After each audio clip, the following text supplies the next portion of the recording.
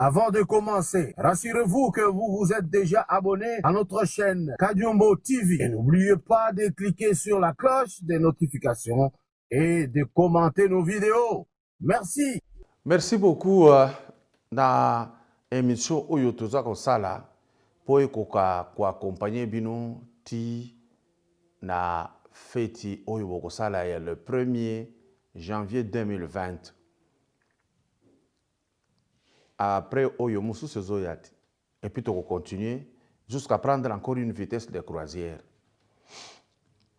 Na lingi émission Oyo ezala bilan Tozo Sala biso ba Congolais. Tout ça, c'est très important. Mingi, ezako concerné biso oyo toza na pays sur place. Na remarque nyo so toko sala wa ezo concerné diaspora na noté. Na yebi diaspora zalaki na ba pays oyo ba organisation kuna ezali ndenge mususu.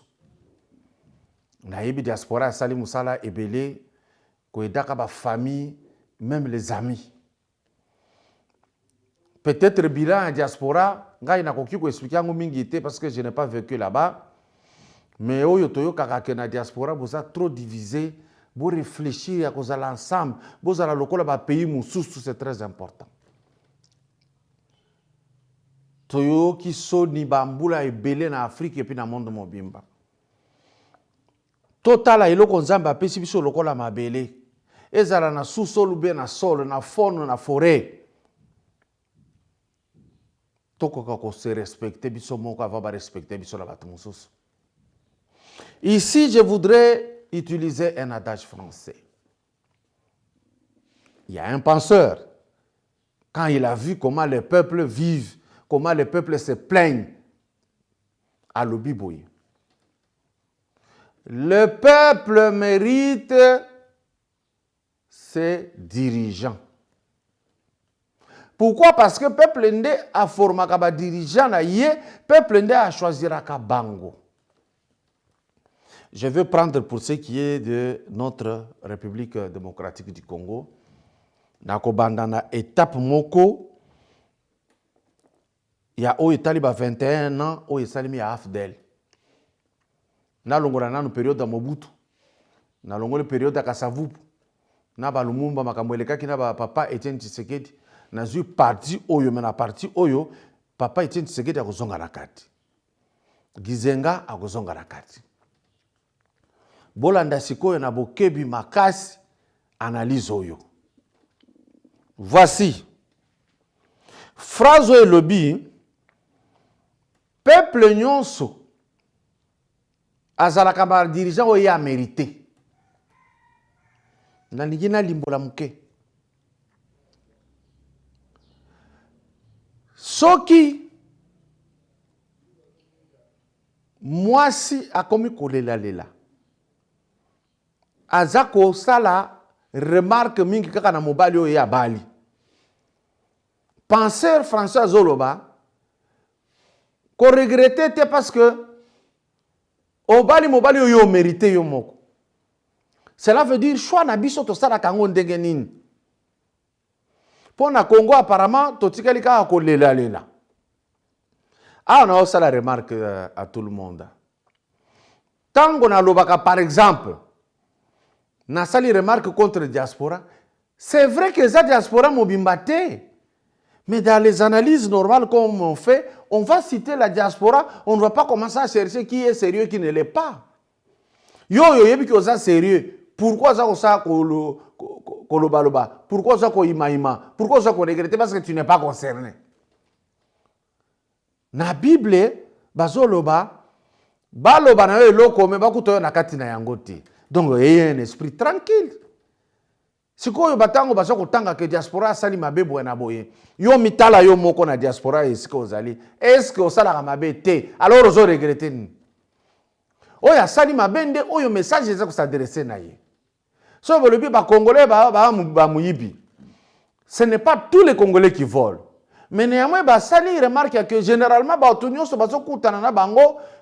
Congolais sont en train de se faire. Et ça dit pour que Nous n'allons pas nous mettre à dire, nous voulons dire telle chose contre la diaspora, nous nous esquissons pour, ils ont concerné tout le monde. Non, non, non, non. Si tu n'es pas concerné, tu n'es pas concerné. Awa siko na lingina loba pour la population congolaise, biso nyonso na kati. Tango tozolela lela bakonzi ya mboka, ezali bakonzi oyo to mérité parce que biso moko nde tozo pona bango. Ou biso moko to fabriquer bango. Ou biso moko na buzoba tozo ko sala biso moko bango bazoko mabayanki. Na bandina makambo Joseph Kabila. Soki totali Joseph Kabila zalaki chef d'état-major terrestre. Il ne rêvait pas être chef de l'État dans ce pays.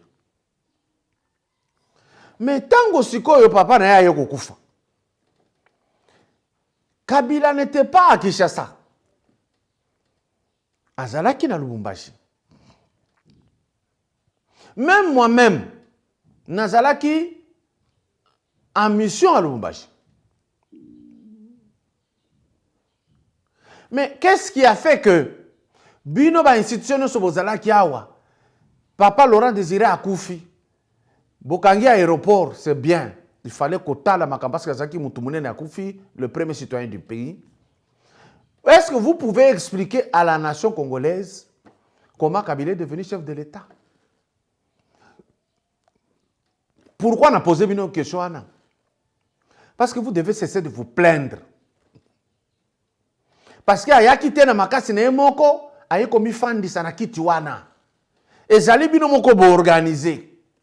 Na tango bo organiser que Kabila comme chef de l'État, peut-être bozaki ko kanisa que lokola za mwana muke azana 29 ans atangi na ye mingi te azabo na boye to ko manipuler yi. Idée na bino ezalaki ndenge wana, je suppose. Donc tole la mingi te to ponaki yi. Bakonzi, bosangana ki bolobi, ye chef de l'État. Parce que na moment wana, mikolo nyonso etangi ebele ba professeur bozalaki. Qu'est-ce qui fait que ye, boke ko luka kaka ye, oyo bozo lo ba tangi te, oyo bozo lo ba tozo douter bona boye, mais bozwa ki ye bo placer ye. Alors ne vous plaignez pas, ne nous plaignons pas. Dans zo lo ba lokola, neti tozala 2001. Tango to évoluer tokuti que sali parti politique peut perdre mbala moko Kabila nde muto asali yango. Or na ba coulisse, il ne l'a pas fait. Vous avez fait, vous avez octroyé l'autorité morale. Encore, vous avez choisi. Bon, ça le locaux sous l'impulsion du chef de l'État. Alors qu'il n'a pas fait. Le peuple mérite les chefs qu'il a. Et donc, tant que ça lui peut perdre, voici ce qui s'est passé.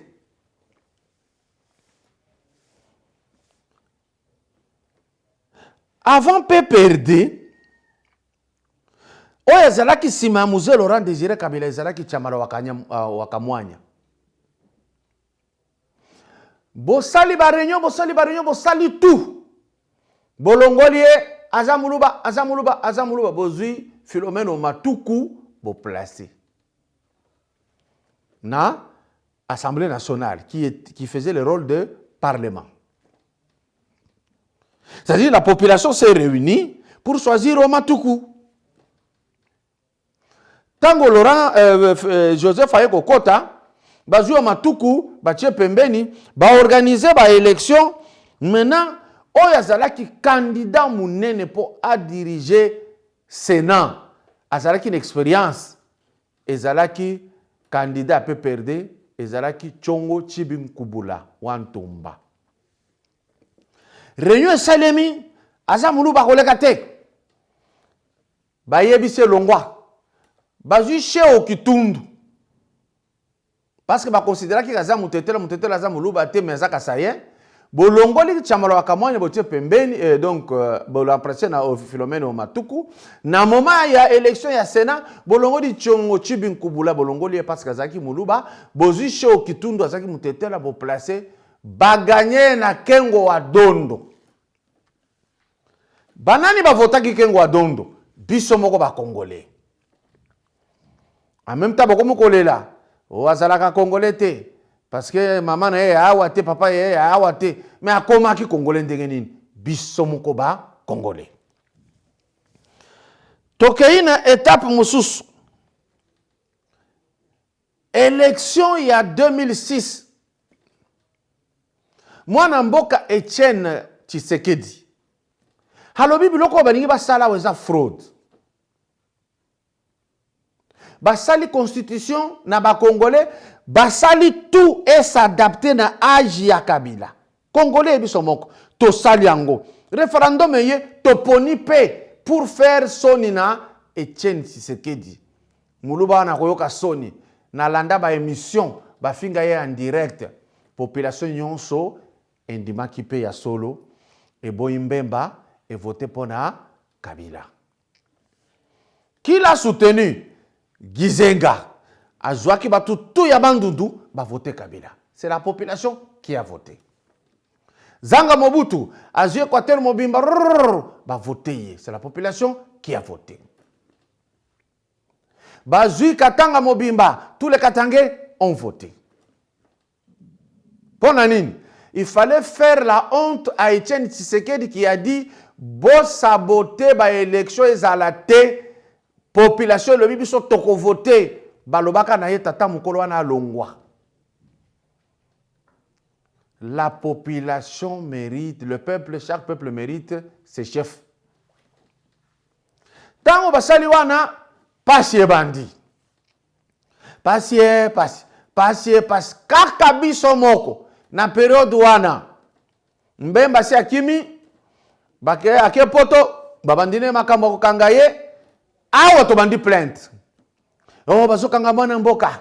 Mbemba il fallait tozala tana ye tokomi kolela lela.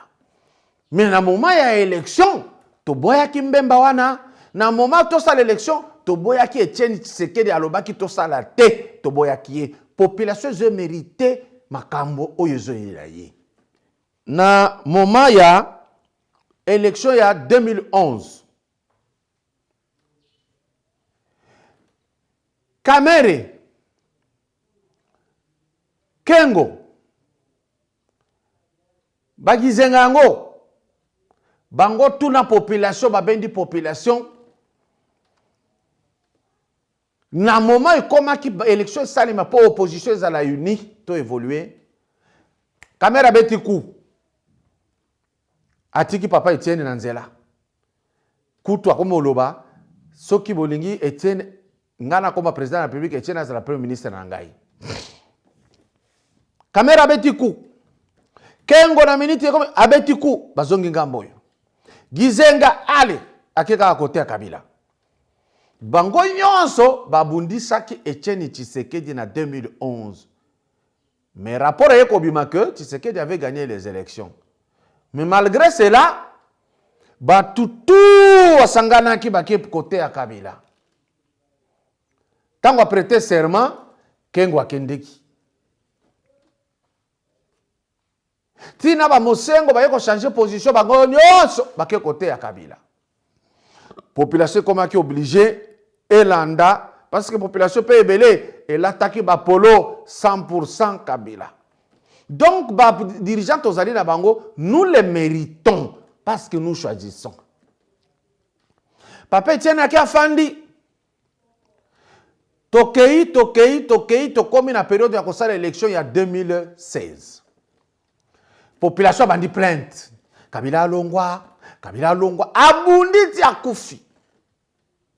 Mais abosanaki kazalaki ko permettre makambo na Salem.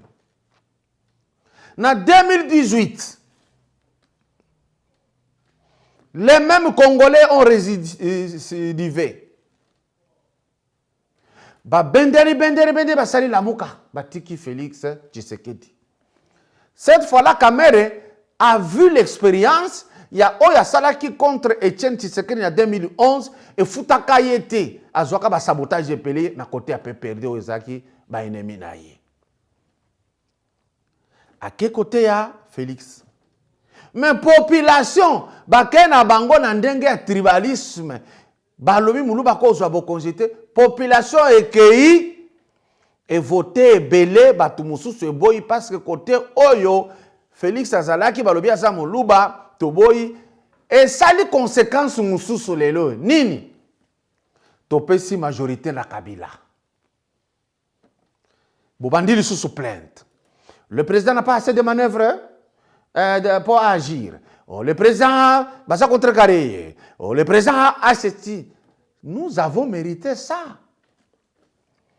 La Mouka a voté pour PPRD.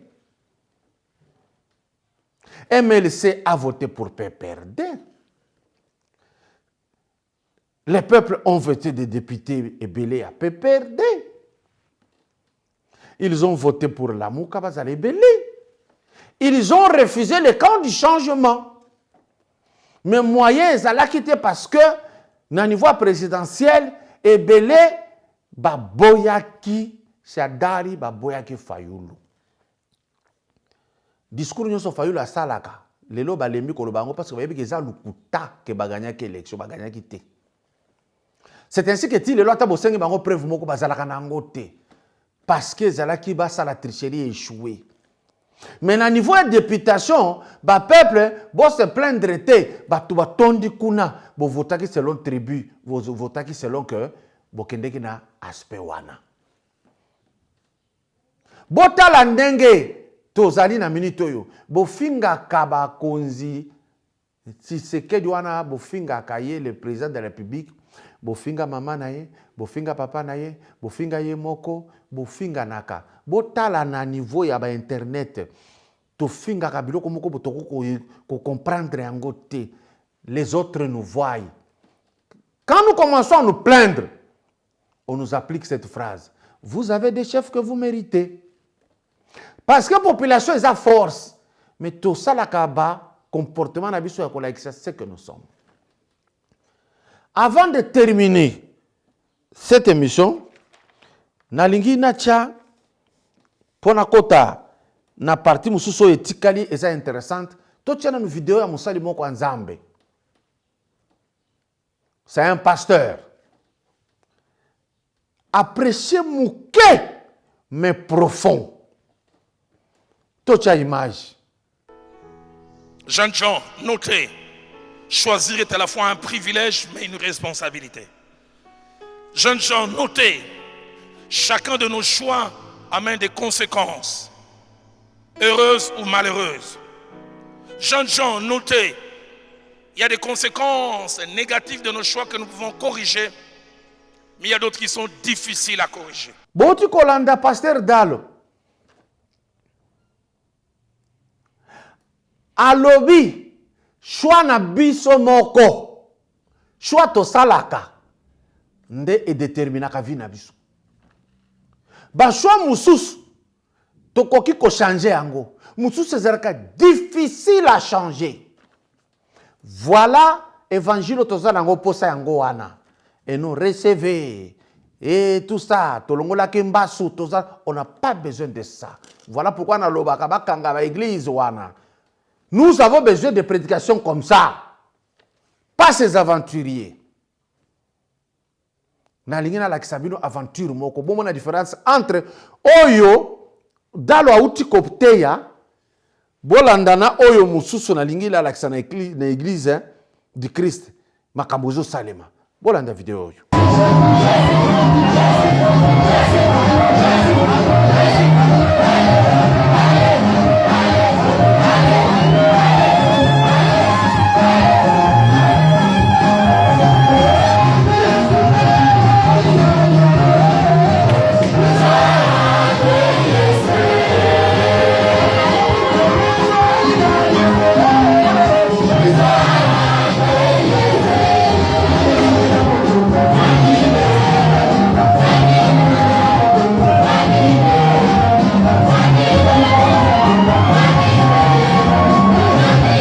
Bon, mon danse dans l'église. Vous comprenez pourquoi il faut normalement l'État, après avoir terminé Makamobele, bokanga ba église aboye mingi, botika oyo na la kisi ya liboso. Bon, mon différence entre les deux. La différence est là. Ici, on vous dit des choses vraies de la vie. Et comment vous pouvez avancer. Ici, on vous fait de la blague. On vous donne ce que la Bible avait dit. Vous aurez besoin de prédications qui flattent vos oreilles. Vous aurez de la blague. Au Moniango. Baye ko bina, ma bina nyonso ya wenge, ya quartier latin, ya zaïko na église. Essentiel ba benga baza na église. Tala dalo awa alobi, mukeme munene makasi. Si on a continué en vous disant que tu voté majorité dans l'Assemblée nationale, na provinciale, biso moko. Mais batuana, ke profit eza nani ya Kabila. Oye bozaki koloba alongwa, bo péché lisusu majorité. C'est ça que le pasteur Dalo dit, nos choix définissent ce que nous sommes, ce que nous allons être, et il y a des choix que nous avons opérés et que ça est difficile à changer. Ndenge boche siko président Félix na difficulté ya que ake kokota coalition oya kanela kité pour na choix na biso. Pour na choix na biso mabe. Nde boche président na difficulté. Ete ya biso ya 2023 bo sala choix le sous-souté. Nde ko tuna président Félix nde boko sala remarque soki ya ko sala ngote. Pour na choix difficile to sala ki, il travaille correctement. Mais talaba ministre ndenge bazo beta baku. Talaba to ya OVD nzela 1 mois et toboki. C'est-à-dire quoi? Basali nanko. Pour que makambo ekokana na 18 ans de perte. Cho oyo tozo lela lelo. Bato oyo ba fabrika ki Kabila. So vos yeux au départ boy. Parfois vous allez trouver que il n'était pas mauvais. Mais on l'a fabriqué par les impairs. On l'a fabriqué par l'élite intellectuelle congolaise. Botala ba professeur d'université nde ba constitué FCC. Na ba pasteur réveil ba constitué FCC. Attaque eza ba pasteur nyon sauté, mais je parle de l'église du réveil. Oyo il faut bolandela de près. Bosa la comité moko ya makasi bo kanga ba oyo nyonso ba mérité te botika ba mérité bandeko. Aleko komona na biloko 3 quarts ya ba to oyo bazana kati ya ko entretenir makambwana baza ba autorité ya est ya Congo. Esika pashi ezali ya makasi, esika kokufeza makasi, bango bazana kati ya mouvement oyo.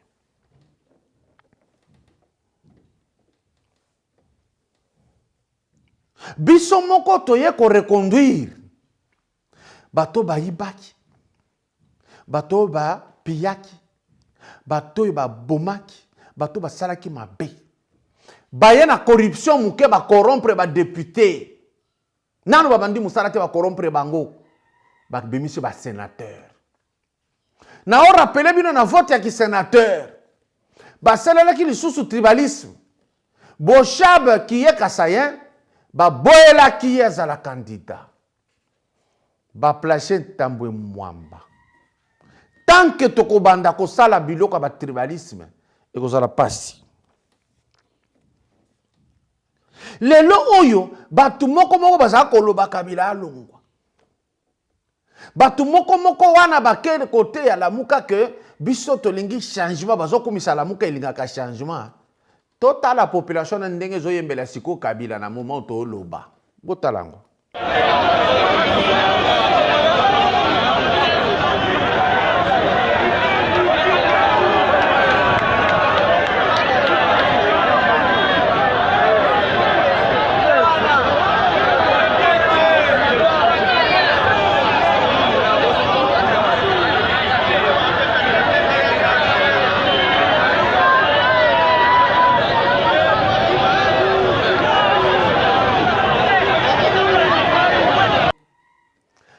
Sikoyo Kabila sali sous président de la République était beaucoup moko yembela ye. Est-ce que tokoki koloba ke Kabila za mabe?